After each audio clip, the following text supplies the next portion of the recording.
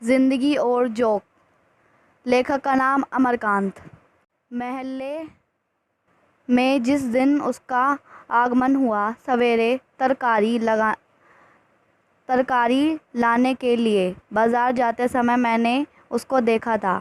शिवनाथ बाबू के घर के सामने सड़क की दूसरी ओर स्थिर खड़हर में नीम के पेड़ के नीचे एक दुबला पतला काला आदमी गंदी लुंगी में लिपटा चित्त पड़ा था, जैसे रात में आसमान से लपटकर बेहोश हो गया हो, अथवा दक्षिणी भारत का भूला भटका साधु निश्चित स्थान पाकर चुपचाप नाक से हवा नीचे नीचे कर प्राणायाम कर रहा हो। फिर मैंने शायद एक दो बार और भी उसका कठपुतली की भांति ढोल ढोल कर सड़क को पार करते या मोहल्ले के एक दो मकानों के सामने चक्कर लगाते या बैठकर हांफते हुए देखा। इसके अलावा मैं उसके बारे में उस समय तक कुछ नहीं जानता था। रात के लगभग 10 बजे खाने के बाद बाहर आकर लेटा था। चैत का महीना। हवा तेज चल रही थी। चोर और घुप अधिक यारा ब्राह्मिक छपकाइयाँ ले ही रहा था कि मारो मारो का हल्ला सुनकर चौंक पड़ा। यह शोरगुल बढ़ता गया। मैं तत्काल उठ बैठा। शायद आवाज़ शिवनाथ बाबू के मकान की ओर से आ रही थी। जल्दी से पाँव चप्पल में डाल उधर को चल पड़ा। मेरा अनुमान ठीक था। शिवनाथ बाबू के मकान के सामने ही भीड़ लगी थी। मोहल्ले के दूसरे ओर भी शोरगुल सुनकर अपने घरों से भागे चले आ रहे थे। मैंने भीतर घुसकर देखा और कुछ चकित रह गया। खड़हर का वही भिखमंगा था, शिवनाथ बाबू का लड़का रघुवीर। उस भिखमंगे की दोनों बाहों को पीछे से पकड़े हुए था और 2-3 व्यक्ति आंख मूंद तथा उछल कूद उसे बेतहाशा पीट रहे थे। शिवनाथ बाबू तथा अन्य लोग भयजन क्रोध से आंख फाड़ फाड़ कर घूर रहे थे। भिखमंगा नाटा था। गाल पिचके हुए, आंखें खसी हुई और छाती की हड्डी साफ बांस की छपड़ियों की तरह दिखाई दे रही थी। पेट नांद की तरह फूला हुआ। मार पड़ने पर वह बेतहाशा चिल्ला रहा था, मैं मरई हूँ, मैं बड़ई हूँ। साला छटा हुआ चोर है साहब। विश्वनाथ बाबू अपने पास सरक आए थे। पर यह हमारा आपका दोष है कि आदमी नहीं पहचानते। गरीबों को देखकर हमारा आपका दिल पसीज जाता है और मौका बेमौका खुदी चुन्नी साग सूत आपने तो इसको देखा ही होगा। मालूम होता था महीनों से खाना नहीं मिला है, पर कौन जानता था कि साला ऐसा निकलेगा, हरामी का पिल्ला। फिर भिखमंगे की ओर मुड़कर गरज पड़े, बता साले, साड़ी कहाँ रखी है? नहीं इतनी मार पड़ेगी कि नानी याद आ जाएगी। इसका गला जोर से चिल्लाने के कारण किशित बैठ गया था, इसलिए संभवतः थक कर वह चुप हो गए। पीटने वालों ने भी इस समय पीटना बंद कर दिया था, लेकिन शिवनाथ बाबू के व्यक्तित्व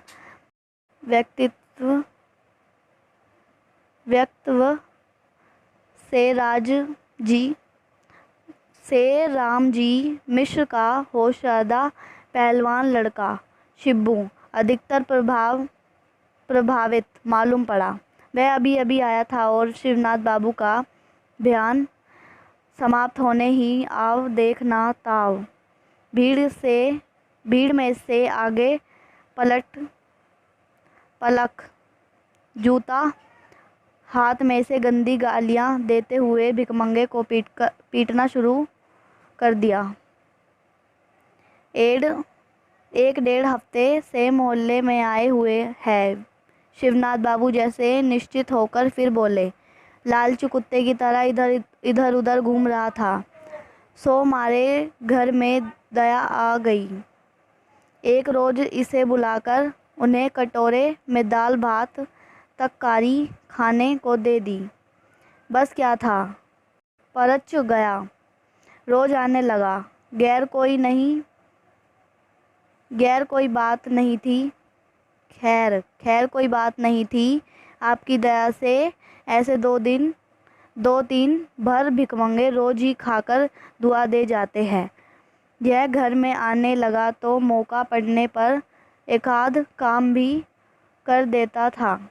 अब यह किसको पता था कि आज यह घर से नई साड़ी चुरा लेगा। आपको ठीक से पता है कि साड़ी इसी ने चुराई है। मेरे इस प्रश्न से वे बिगड़ गए। बोले, आप भी खूब बात करते हैं। यही पता लग गया तो चोर कैसे? मैं तो खूब जानता हूँ कि ये अब चोरी का माल होशियारी से छिपा देता है और जब तक इनकी कड़ी पिटाई ना की जाए कुछ नहीं बताते। अब यही समझाइए कि करीब 9 बजे साड़ी गायब हुई। जमुना का कहना है कि उसी समय उसने उसको किसी सामान के साथ घर से निकलते हुए देखा। फिर मैं यह पूछता हूँ कि आज 10 वर्ष सेक्री मेरे घर का दरवाज़ा इसी तरह खुला रहता है, लेकिन कभी चोरी नहीं हुई। आज ही कौन सी नई बात हो गई कि वह आया नहीं और मोहल्ले में चोरी बदमाशी हो गई। अरे मैं इन सालों को खूब जानता हूँ। वह भिकमंगे अब भी तेज मार पड़ने पर चिल्ला उठा। मैं बराई हूँ। स्पष्ट था कि इतने लोगों को देखकर वह काफ़ी भयभीत हो गया था और अपने समर्थन में कुछ ना पाकर बेतहाशा अपनी जाति का नाम ले रहा था। जैसे हर जाति के लोग चोर हो सकते हैं, लेकिन बराई कतई नहीं हो सकते। नए लोग अब भी आ रहे थे। वे क्रोध और उत्तेजना में आकर उसे पीटते और फिर भीड़ में मिल जाते, और जब लगातार मार पड़ने पर भी उसने कुछ नहीं बताया तो लोग खामखा थक गए। कुछ लोग वहाँ से सड़कने भी लगे। किसी ने उसे पेड़ से बांधने और किसी ने पुलिस के सुपर्द करने की सलाह दी। मैं भी कुछ ऐसे ही सलाह देकर सिसकना चाहता हूँ कि शिवनाथ बाबू का मांझला लड़का योगेंद्र दौड़ता हुआ आया और अपने पिताजी को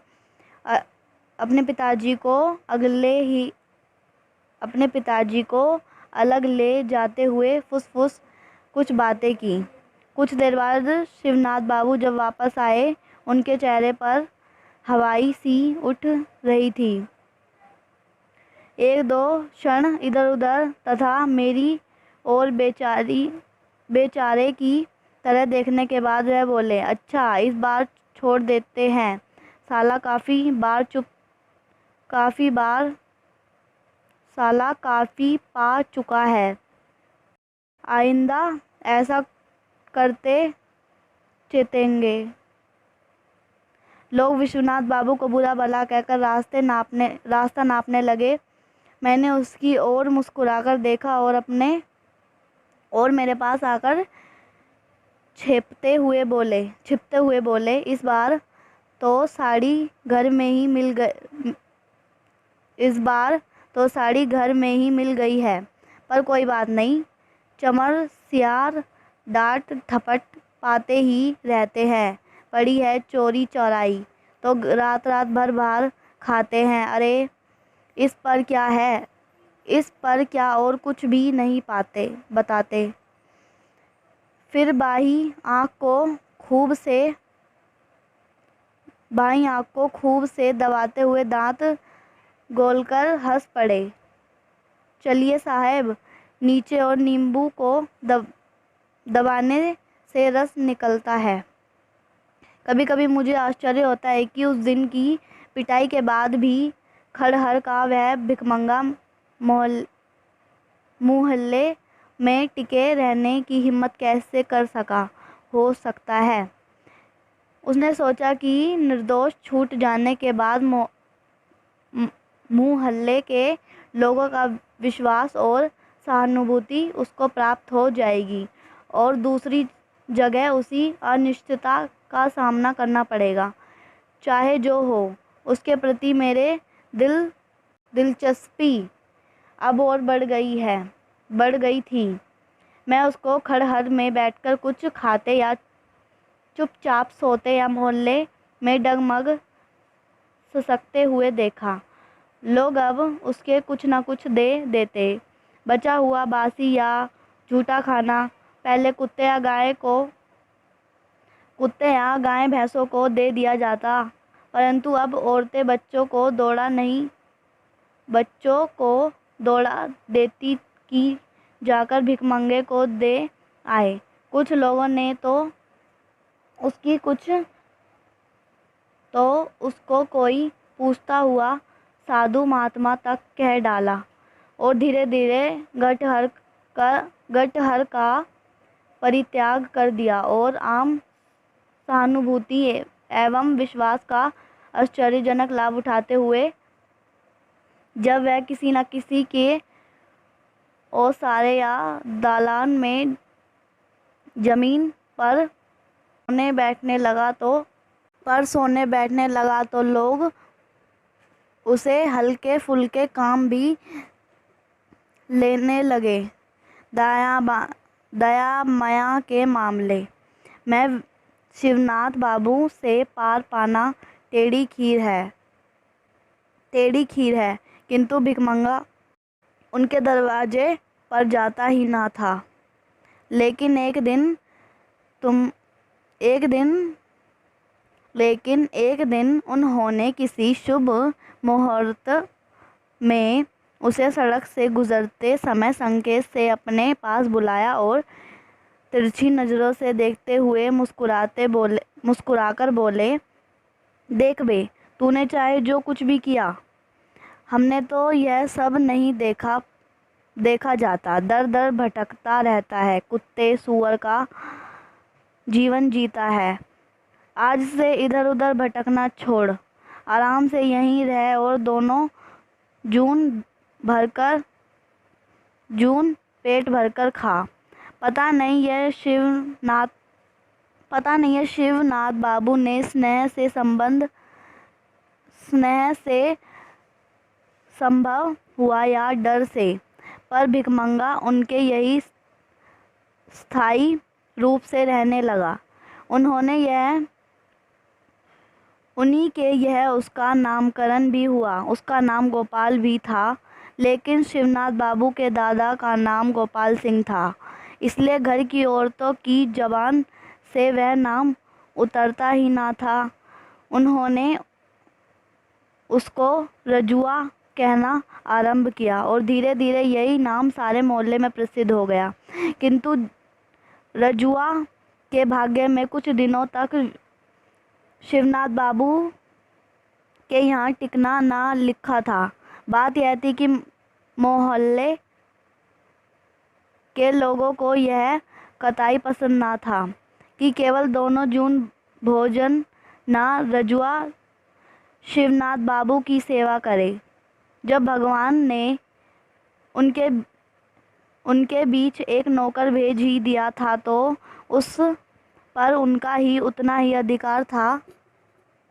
अधिकार था और मौका देखकर उसको अपनी सेवा करने का अवसर देना आरंभ कर दिया।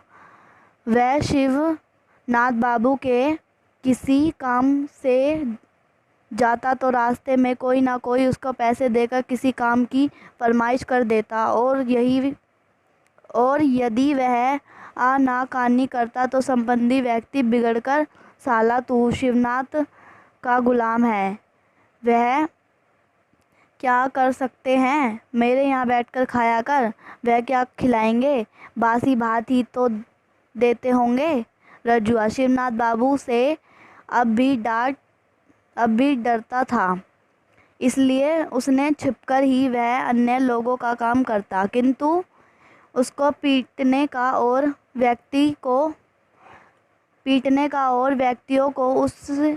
व्यक्तियों को भी उतना ही अधिकार था। एक बार जमुनालाल के लड़के जंगी के रजुआ के 3-4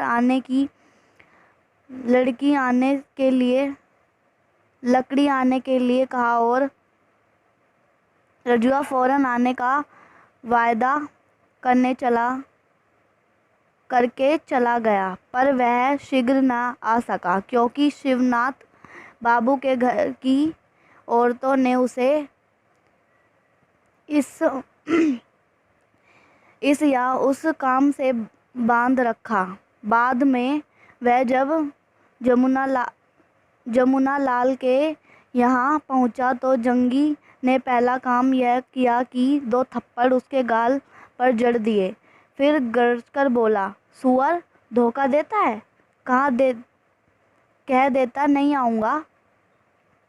अब आज मैं तुमसे दिन भर काम कराऊंगा, देखे कौन साला रोकता है, आखिर हम ही तो मोहल्ले में रहते हैं कि नहीं। और सचमुच जंगी ने उसे दिन भर काम लिया। शिवनाथ बाबू को सब पता लग गया, लेकिन उनकी उदार व्यवहारिक बुद्धि की प्रशंसा किए बिना नहीं रहा जाता, क्योंकि उन्होंने चूं तक नहीं की। ऐसे ही कई घटनाएं हुई, पर रजुआ उस पर किसी का स्थायी अधिकार निश्चित न हो सका। उसकी सेवाओं की उपयुक्त संबंधी खिंचतानी से उसका समाजीकरण हो गया।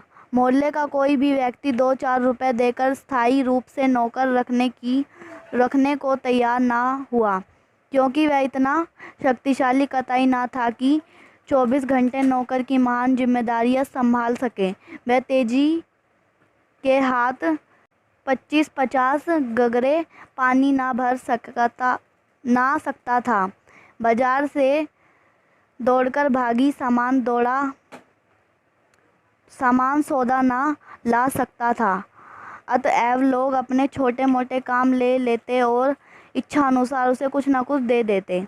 अब ना वह शिवनाथ बाबू के यहाँ टिका और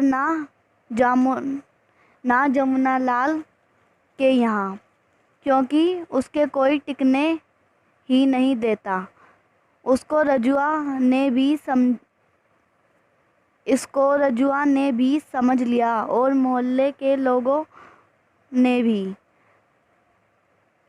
वह अब किसी व्यक्ति विशेष का नहीं, बल्कि सारे मोहल्ले का नौकर हो गया। रजुआ के लिए छोटे मोटे कामों की कमी न थी। किसी के यहाँ खा पी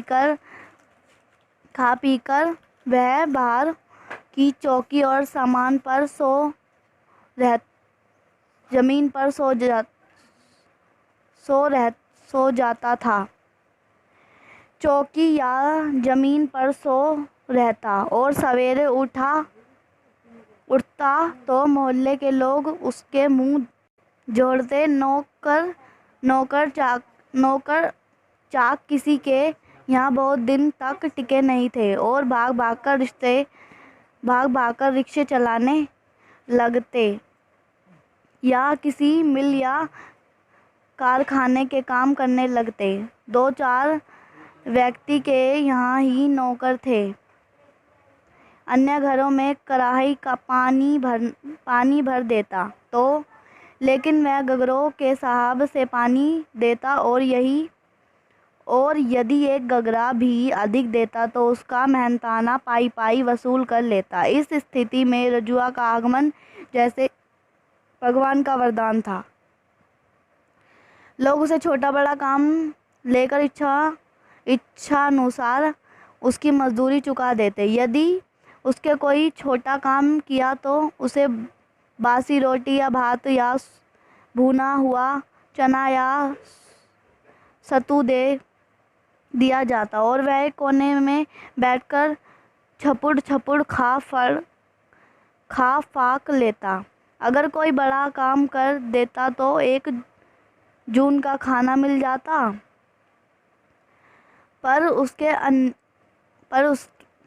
उसमें अनिवार्य रूप से एक आध चीज़ बासी रहती और कभी-कभी तरकारी का दाल नकारते होती।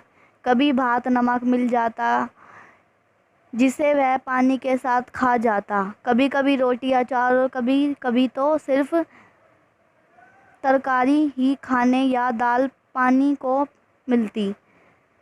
कभी खाना ना होने पर 2-4 पैसे मिल जाते या मोटा पुराना कच्चा चावल या दाल या 4-6 आलू। कभी उधार भी चलता।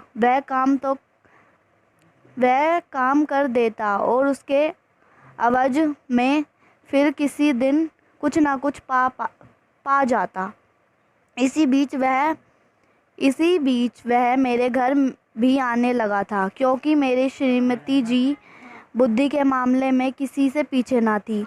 रज्जू आता और काम करके चला जाता। एक दो बार मुझसे भी मुँह भेड़ हुई, पर मैं कुछ बोला नहीं। कोई छुट्टी का दिन था।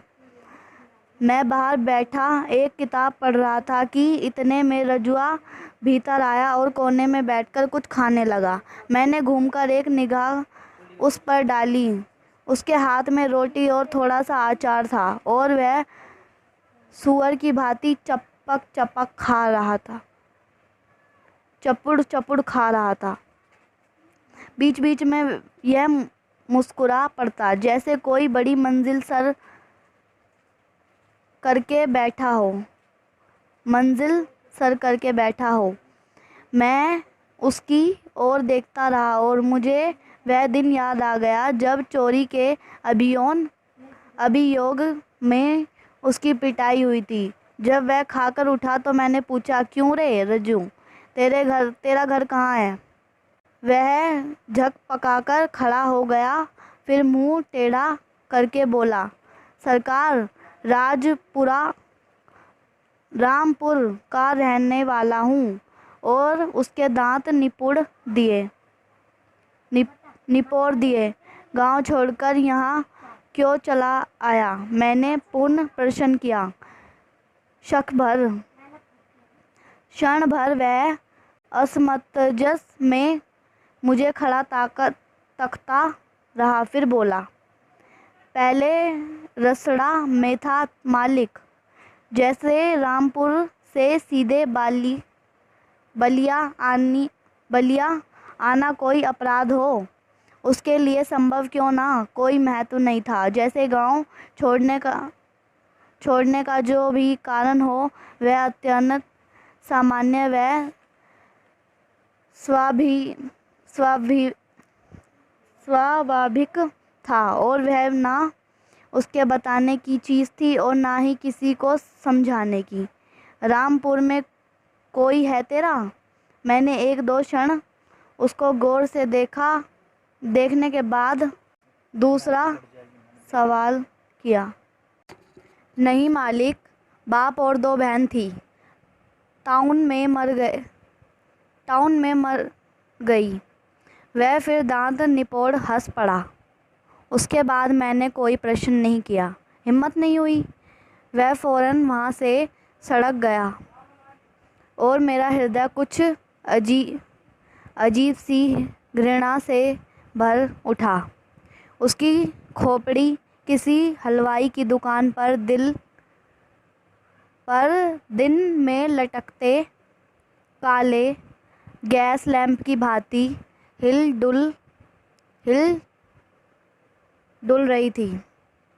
हाथ पैर पतले, पेट अब भी हड्डी की तरह फूला हुआ और सारा घर निराहत, गंदा एवं घृणित। मेरी इच्छा हुई जाकर घर की बीवी से कह दूं कि इससे कोई काम ना लिया करो। यह रोगी फिर टाल गया, क्योंकि इससे मेरा ही घाटा था। मैं जानता था कि नौकरों की इतनी किल्लत थी और रजुआ के रहने से इतना आराम हो गया था कि मैं हर पहली या दूसरी तारीख को राशन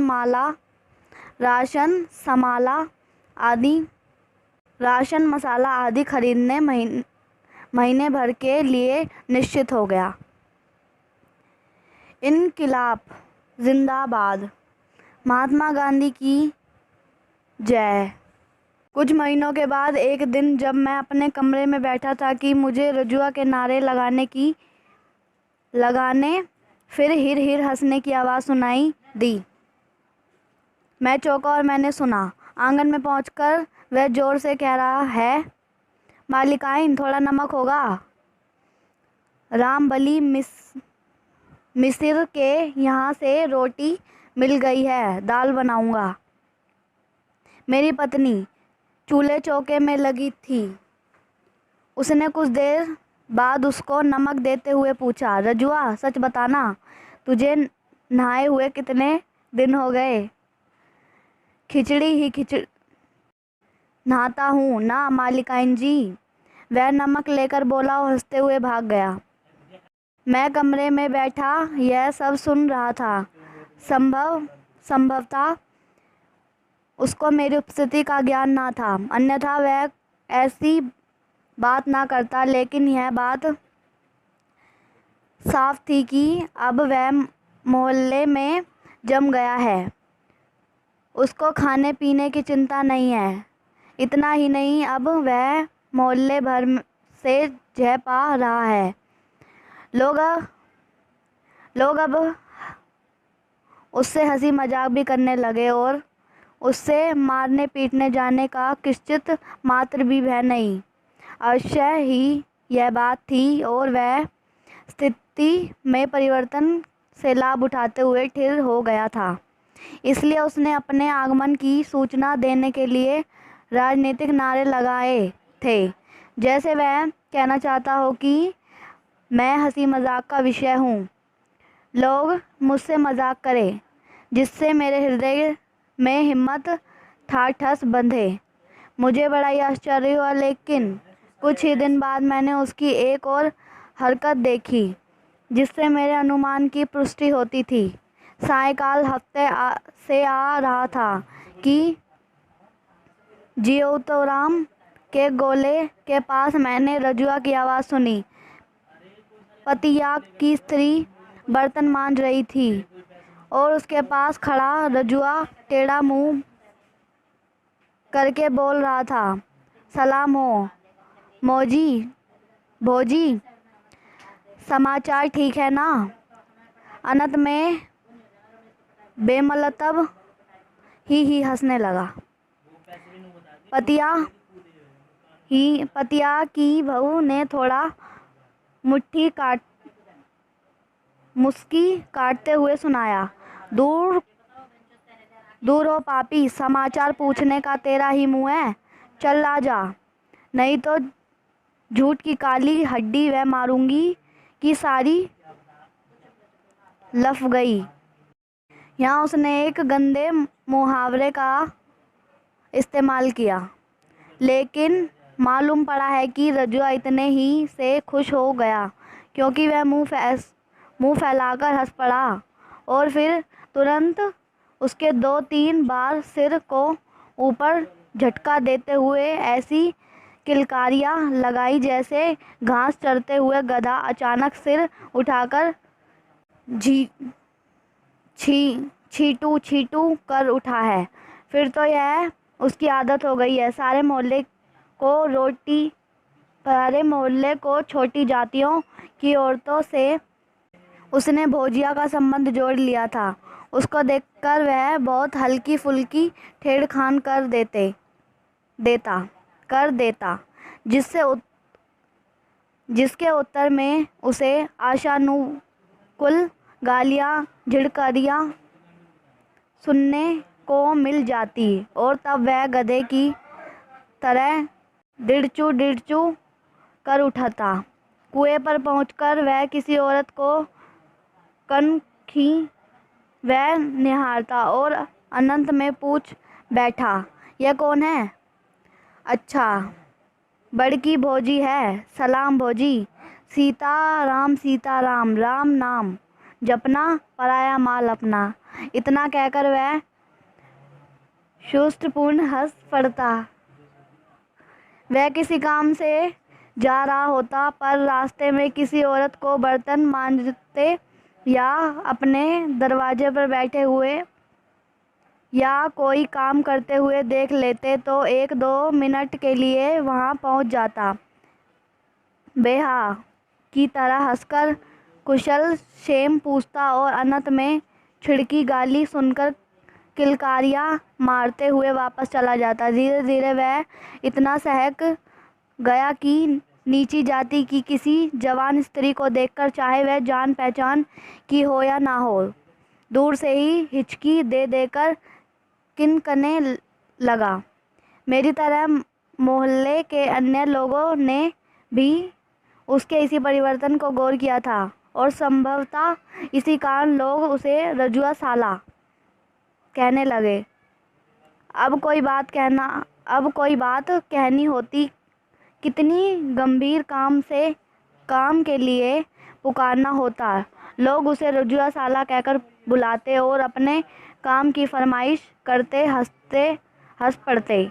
उसकी देखा देखी लड़के भी ऐसे ही करने लगे, जैसे साला कह बिना रजुआ का कोई अस्तित्व ही ना हो, और इससे रजुआ भी बड़ा प्रसन्न था। जैसे इससे उसके जीवन में अनिश्चितता कम हो रही हो और उस पर अचानक कोई संकट आने की संभावना संकुचित होती जा रही हो। और अब लोग उसे चिढ़ाने भी लगे। क्यों वे रजुआ साला शादी करेगा? लोग उसे छेड़ते। रजुआ उनकी बातों पर खी हंस पड़ता और अपनी आदत के अनुसार सिर को ऊपर की ओर 2-3 बार झटके देता हुआ तथा मुंह से ऐसी हिचकी की आवाज़ निकालता हुआ जो अधिक कड़वी चीज़ खाने पर निकलती है, चलता बनता।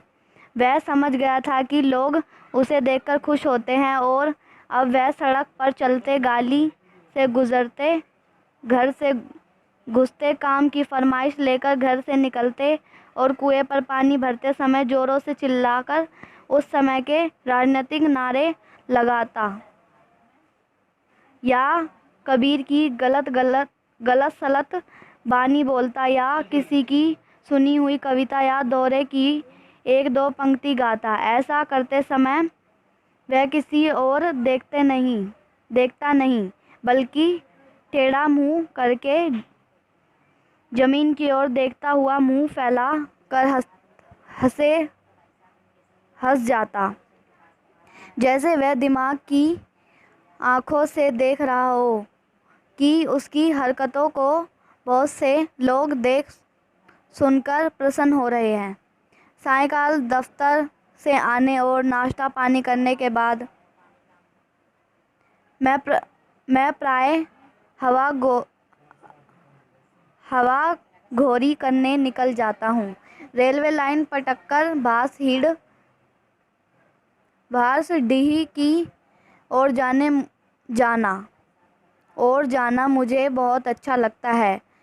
सरयू पार करके गंगा जी के किनारे घूमता टहलता कम आनंदमय नहीं है, लेकिन उसमें सबसे बड़ी कठिनाई यह है कि बरसात में दोनों नदियां बढ़कर समुद्र का रूप धर लेती हैं और उसमें इतने दलदल मिलते हैं कि आने की हिम्मत नहीं होती। लेकिन कभी कभी ऐसा भी होता है कि मुझे देर हो जाती है या अधिक चलने फिरने की कोई इच्छा नहीं होती और स्टेशन के प्लेटफॉर्म का ही चक्कर लगाकर वापस लौट आता हूँ।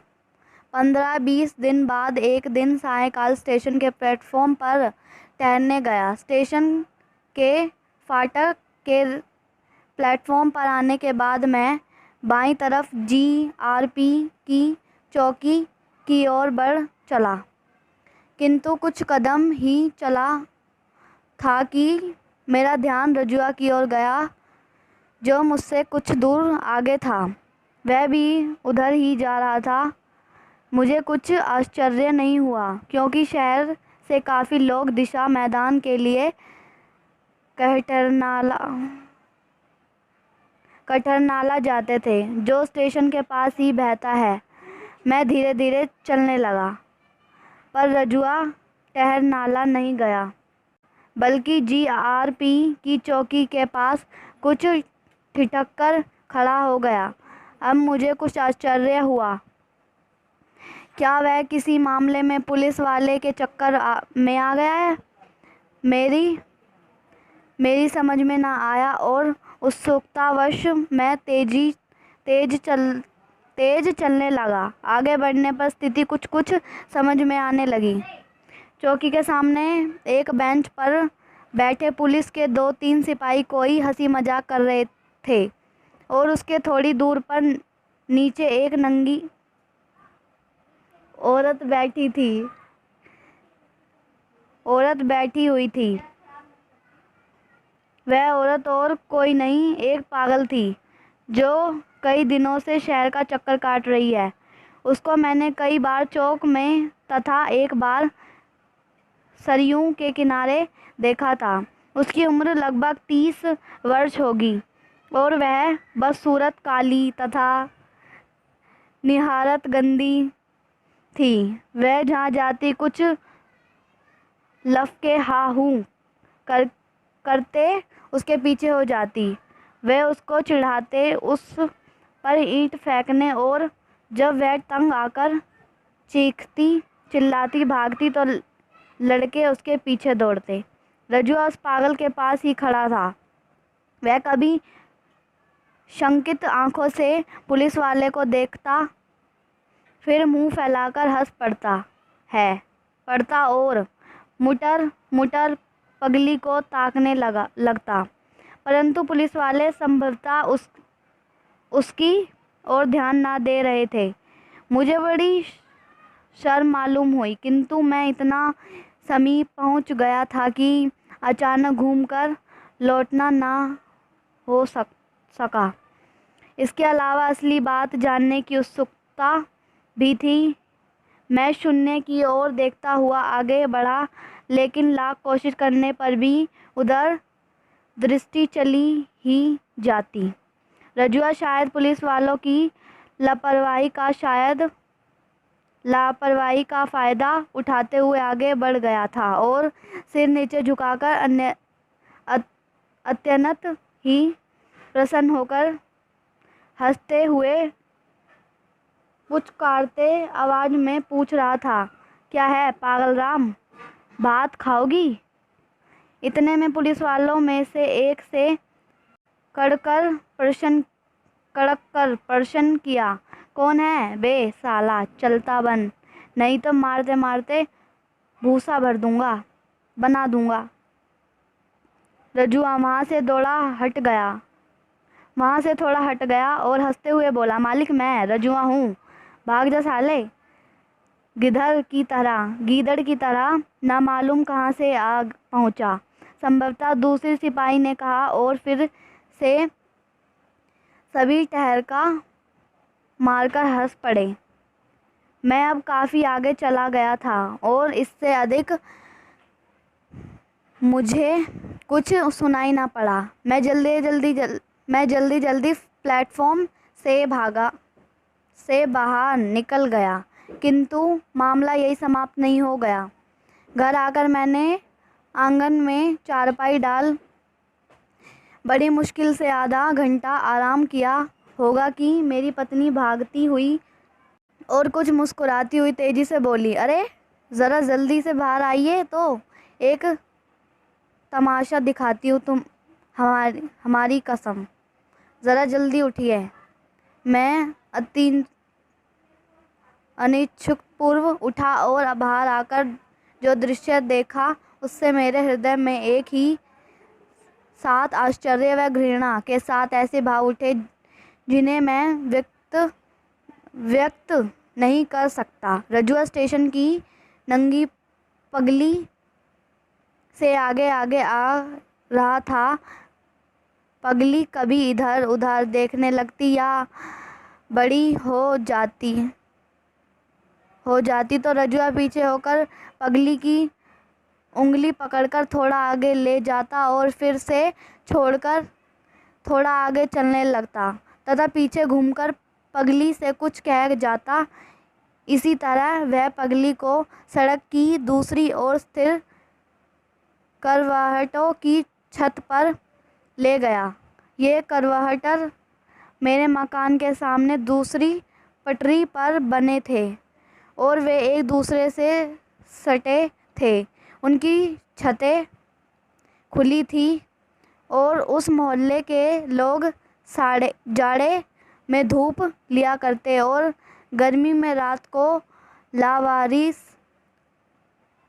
लपके सोया करते थे। तभी रजुआ ने नीचे उतरकर, किंतु पगली उसे साथ ना थी। हम लोगों की उत्सुकता बढ़ गई। उत्सुकता बढ़ गई थी कि देखे वह आगे क्या करता है। हम लोग वहीं खड़े रहे और रजुआ तेजी से स्टेशन की ओर गया और कुछ ही देर में वापस भी आ गया। इस बार उसके हाथ में एक दोना था। दोना लेकर वह ऊपर चढ़ गया और हम समझ गए कि वह पागल को खिलाने के लिए बाजार से कुछ लाया है। इसके बाद 2-3 दिन तक रजुआ को मैंने मोहल्ले में नहीं देखा। उस दिन की घटना से हृदय में एक उत्सुकता बनी हुई थी। इसलिए एक दिन मैंने अपनी पत्नी से पूछा, क्या बात है, रजुआ आजकल दिखाई नहीं देता? अब यहाँ नहीं आता क्या? पत्नी ने थोड़ा चौंककर उत्तर दिया, अरे आपको नहीं मालूम, उसको किसी ने बुरी तरह पीट दिया है और वह बरन की बहू के यहाँ पड़ा हुआ है। क्या बात क्या है? मैंने अपनी उत्सुकता प्रकट किए बिना धीमे स्वर में पूछा। पत्नी ने मुस्कुराकर बताया, अरे वही बात है, रजुआ उस पगली को छत पर छोड़कर नरसिंह बाबू से यहाँ काम करने लगा। नरसिंह बाबू की स्त्री बताती है कि वह उस दिन बड़ी गंभीर था और काम करते करते चहकर जैसे किलकारी मारता है वैसे नहीं करता था। उसकी तबीयत काम में नहीं लगती थी। वह एक काम करता और मौका देख कोई बहाना बनाकर करवाटर की छत पर जाकर पगली का समाचार ले आता। नरसिंह बाबू की स्त्री ने जब उसे खाना दिया तो उसने वहाँ भोजन नहीं किया, बल्कि खाने को एक कागज में लपेटकर अपने साथ लेकर गया। उसने वह खाना खुद थोड़ा खाया, बल्कि उसको वह ऊपर छत पर ले गया। रात के करीब 11 बजे की बात है। रजुआ जब ऊपर पहुंचा तो देखा कि पगली के पास कोई दूसरा सोया है। उसके आपत्ति की तो उसको उस लफंगे ने खूब पीटा और पगली को लेकर कहीं दूसरी जगह चला गया। तुम्हें यह सब कैसे मालूम हुआ? मेरे हृदय एक अनजान क्रोध से भरा आ रहा था। बरन की बहू बता रही थी, पत्नी ने उत्तर दिया और अकारण ही हंस पड़ा। बहुत दिन हो गए थे, गर्मी का मौसम था और भयंकर लू चलना शुरू हो गई थी। छत पर मार खाने के 4-5 दिन बाद रजुआ फिर मोहल्ले में आकर काम करने लगा था, लेकिन